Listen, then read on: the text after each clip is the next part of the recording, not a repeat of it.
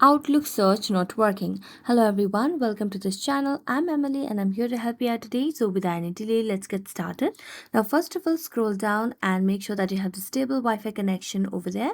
If not your Wi-Fi connection, you can switch to a cellular data as well. After that, you can go to the Play Store application and make sure that you have the latest version of the Outlook application over here. As you can see, I don't have the option of update available beside the application, so it means that I have the updated version of the application. So I'm going to go back and then make a long press on the Outlook application. Now tap on app info. Now as you tap on app info, you'll be led to a new page where you can see the option of clear all data at the bottom right corner of the screen. Tap on that.